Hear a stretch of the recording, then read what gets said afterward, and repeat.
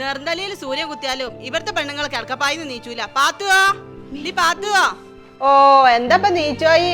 മുറ്റതാ ചുറ്റോടിട്ടു ചണ്ടി തൂർന്ന് കിടക്കണേ. ഇവിടെ അടിച്ചിട്ടില്ല, തുടച്ചിട്ടില്ല, പാത്രം കേക്കിയിട്ടില്ല, തിരുമ്പിയിട്ടില്ല, പള്ളിയിൽ കത്തിയിട്ട് വയ്യ, ഒരു തുള്ളി വെള്ളം ഓള് ചൂടാക്കിയിട്ടില്ല, ചോറ് വെക്കാണ്ട് ഇപ്പൊ ചോറിന് വരൂ. വല്ലാത്തൊരു ജാതി മരിയക്കള്. എന്താ ശുക്രക്ക നിങ്ങൾക്ക് അങ്ങോട്ട് എടുത്തൂടെ?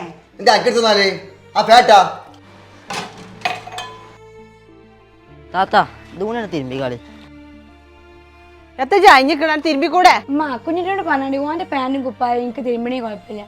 ഓന്റെ ട്രൗസറും അതും ഇതൊക്കെ ഉണ്ടല്ലോ, ഒന്നെങ്കിൽ നിങ്ങൾ തിരുമ്പിക്കാളി, ഓനെ കൊണ്ട് തിരുമ്പിച്ചാണ്ട്. അതിനെന്താ കുഴപ്പം? എന്റെ അളച്ചനല്ലേ തിരുമ്പിക്കൂടാണ്ട്. ശുക്രക്ക ഇപ്പാണ് മുണ്ടി പൊയ്ക്കോളി. ഇപ്പൊ അതാ ഇരിക്കണേ. ഇവിടെ വന്ന കയറി പൊയ്ക്കോളി. എനിക്കതല്ലേ പണി. പോവാ. ഒരു പ്രാവശ്യം ഒത്തു കയറി ചെയ്യണം മാറിയിട്ടില്ല. ചങ്ങാമാര് വിളിച്ചിട്ടുണ്ട്, ഞാൻ പോർക്ക് കയറാൻ സമയമില്ല. മാളോടുമാ ഓളെ വടക്കാൻ പുറത്തുണ്ട്. ഇത്താത്ത ഇച്ച് പഠിക്കണോ? ഇച്ചിപ്പൊ കല്യാണം ഒന്നും വേണ്ട. ഓളൊരു മാഞ്ഞാളെ തലയെ കൂടെ ചുള്ള വെച്ചാലും ഞാന് പാരി പാർന്നോടി ഒക്കെ ഞാൻ മരിച്ച സമാധാനം കൊന്നാളിന്ന് എല്ലാരും കൂടി കൊല്ലന്നെ ചെയ്യാനാ. 10-18 വയസ്സായി എനിക്ക്. അന്നെ തിന്നാന്ന് വളർത്തണേ ഞങ്ങൾ പറഞ്ഞ കേൾക്കാനാ, അല്ല എന്റെ ഇഷ്ടത്തിന് അടുക്കാനല്ല.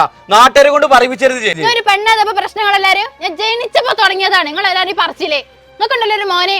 അവിടെ നിങ്ങൾ പറയലുണ്ട് അതേമാതിരി ഒച്ചറക്കടി ആൺകുട്ടിയാണ് മുണ്ടാടെന്നേ.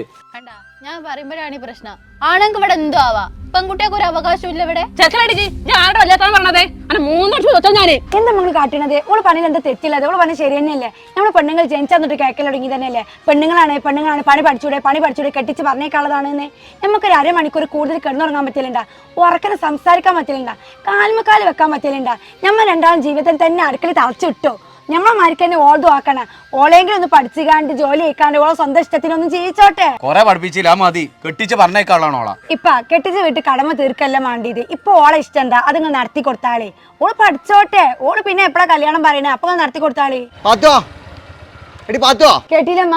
അവനാന്റെ പരിയിലെങ്കിൽ ഒരു 10 മിനിറ്റ് കൊണ്ട് നിൽക്കാൻ പറ്റുന്നില്ല. വിവരം വിദ്യാഭ്യാസം ഇല്ലെങ്കിൽ മറ്റുള്ളവർ പറഞ്ഞു കേട്ടിക്കാണ്ട് ഓലെ കാൽക്കയിൽ നമ്മളെ അനുസരിച്ച് ജീവിക്കേണ്ടി വരും. ഓളെങ്കിലും ഒന്ന് പഠിച്ചോട്ടെ. എന്തിനാ ഓളയും കൂടി അടുക്കളയിൽ തളക്കണത്? ഞാൻ പോവാണ് ഞാൻ പിന്നെ വരുന്നുണ്ട്. താത്ത നിക്കി ടെൻഷൻ ആവണ്ട, നിങ്ങൾ പറയണൊക്കെ ഞാൻ കേട്ടു. ഈ കല്യാണം കഴിഞ്ഞവർക്കൊക്കെ പഠിച്ചാൻ പറ്റിയ പുതിയൊരു സംഭവം ഉണ്ട്. അതെന്താ? നമ്മുടെ ബ്രിഡ് കെയർ അക്കാദമിയിൽ നമ്മൾ പ്രൊവൈഡ് ചെയ്യുന്നത് 4 മാസത്തെ ഡെന്റൽ അസിസ്റ്റന്റ് കോഴ്സ്, 4 മാസത്തെ ഓഫീസ് അഡ്മിനിസ്ട്രേഷൻ കോഴ്സ്.